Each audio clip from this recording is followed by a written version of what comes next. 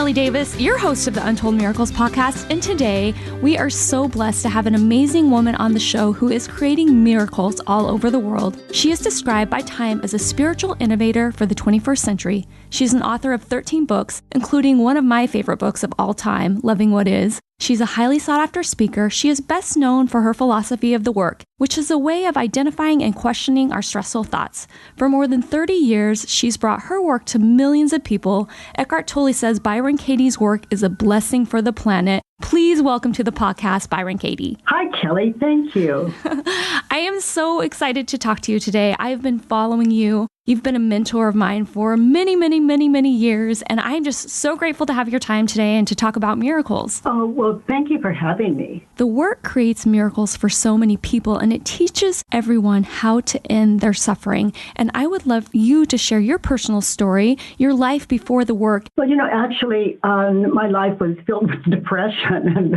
which I can relate to. I understand that, yes.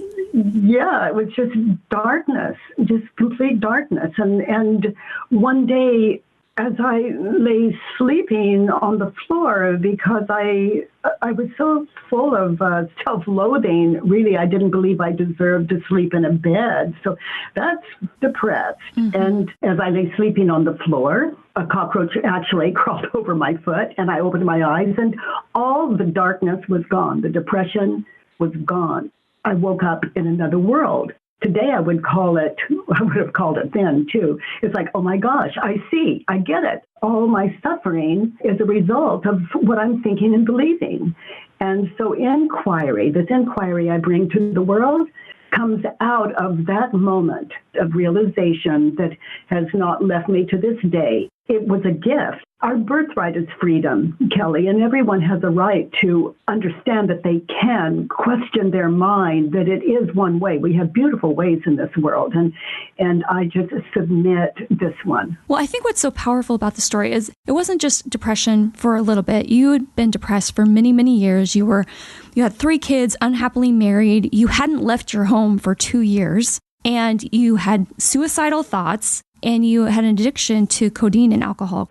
It was such a mix. My husband was a heart patient. He had several heart attacks. So the doctor would give him codeine, and I was in so much pain. It was emotional pain, and I thought it was physical pain. So he was just shoving those pills down because unable to leave the house, the poor man had to have been desperate. And then alcohol was something I understood from a very young age. But, alcohol, it would lift my spirits, kind of take me out of that terrible place. But then it continued to get worse as a result. So there was really no way out. I tried everything. You had experienced suffering from your thoughts, and you have not suffered since that day. According to an interview you did with Oprah, you don't have bad days. You never feel badly because you don't believe your stressful thoughts. And it's been years since you've had a negative thought. Can you please tell me more about that? Because it's so hard for my mind to grasp that concept. A negative thought is as we see it, as we understand it to be. If someone says, oh, it's a terrible world, I feel this inner joy. It's not something I'd laugh out loud with. It confuses people, but I feel this inner joy. I don't see a terrible world, but I'm in the presence of someone thinking the way I used to think, that is living out of a terrible world. So compassion replaces agreement. Like prior to the work, someone would say, for example, oh, it's a terrible world. And I'd say, oh, I know. Oh, my gosh. It's just, there's poverty, there's death, there's, to me, wealth is a sane mind. There's nothing more powerful than that. A sane mind doesn't suffer. So really, you can see that no matter what negativity that someone would express or that I would think in my mind, that doesn't morph into a friendly universe. And it's not something I'm doing on purpose. It's just how I understand the creator of everything, and that is the mind, the ego, as it creates a world, the appearance of a world that is unfriendly.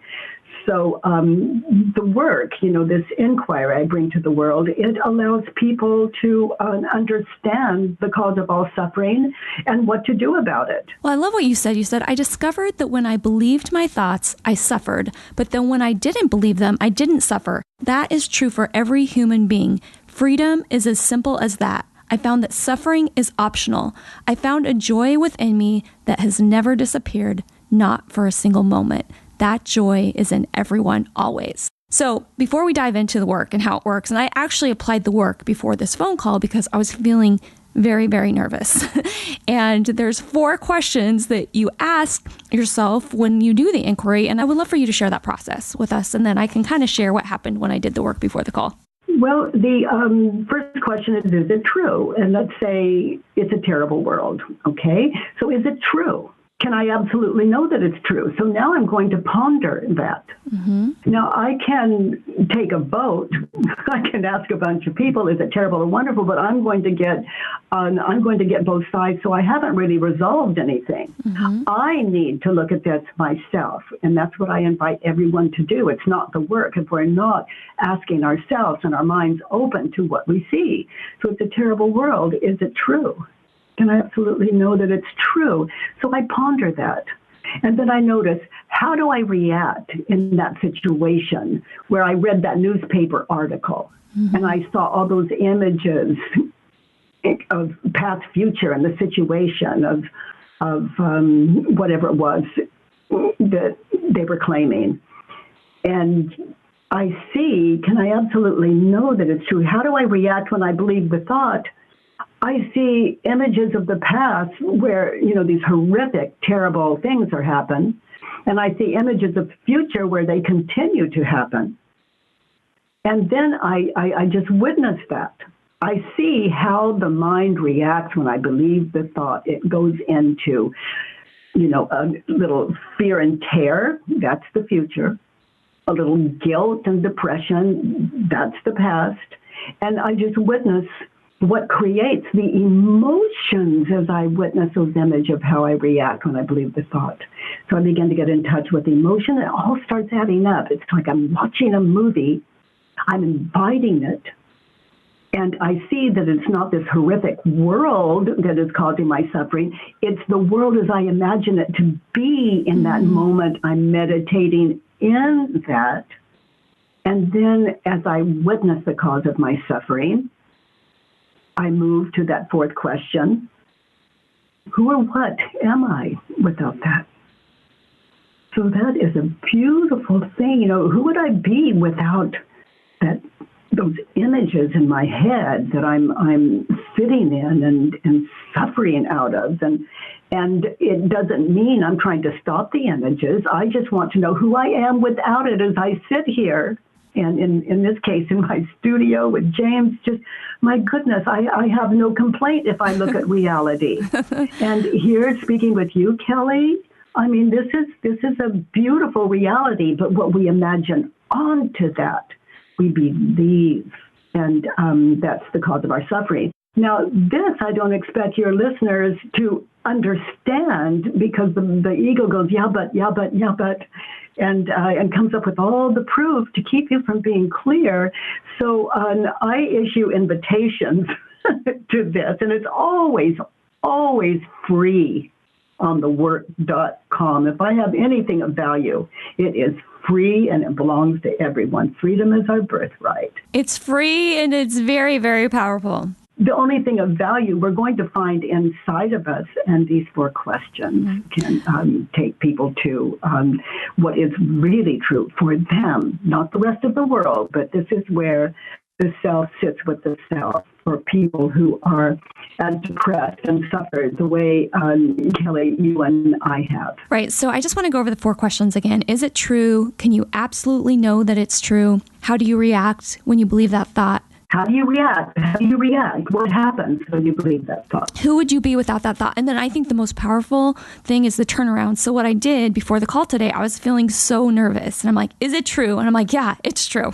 I feel nervous. Can you absolutely know it's true? Well, I feel pretty sure that I know my body is feeling very nervous right now. Yeah. And then how do I react? And I'm like, my body is just tense and my stomach's in knots and I just feel it. That's how I react, is my body is physically reacting. And then who would I be without that thought? And I thought, well, okay, now let's don't move away so quickly. How do you react? You described emotionally how you react. Now notice how your mind reacted when you believed the thought.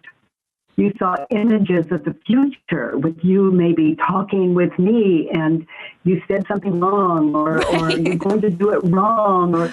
And in your witnessing, you see those images in your mind's eye the way it was?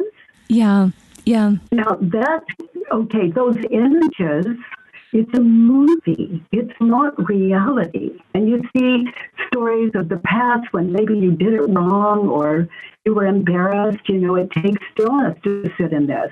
But you see these images, false images. They're not now, they're imagined. And as you sit in that movie, Kelly, look at the emotions that happen when you're in a movie, in that particular movie. And you really think that image is you of the future. And you really think that image of the future is me.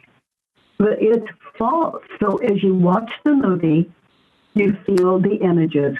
So is it the call that you were nervous about? Was that the cause of your nervousness or the movie you were sitting in? Yeah, it was my movie. It was my movie about what? So this means you never have to fear anyone again. And that doesn't mean you won't. Right. But at least you'll know that person is not the cause of your nervousness, your suffering, your discomfort. It's what you are thinking and believing in the moment. Mm. So then you go to who would you be without the thought? And so continue from there. Mm-hmm. When I went there, I was like, wow, I'd be really excited right now. I would be just really happy. And so I questioned the thought. I am nervous. And I did the turnaround. It's like, I am not nervous. And when I wasn't nervous, I was able to go to the I am excited. And it was just really powerful because my body completely reacted to the thoughts that it was having. Yeah. So you speak a lot about courage to break the rules, in a very good way. Right.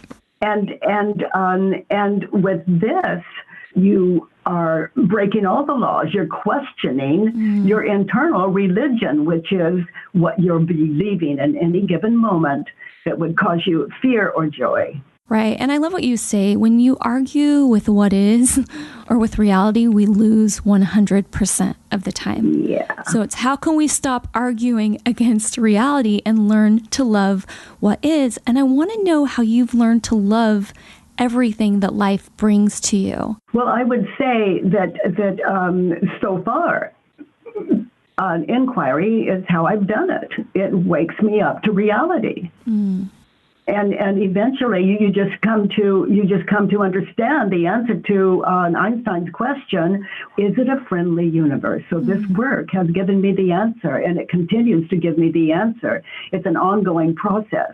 It's a friendly universe. Anything that would argue with that, I would take to paper and question it. And so that's all I've done, sweetheart. Eventually, the 4 questions take on a life of their own. They become a part of your brain. It's like we have negative and positive, and then inquiry is people who use it for a while. It becomes just another mechanism. It's like there's left brain, right brain, and inquiry, and it's alive, and it continues to show up, this friendly universe.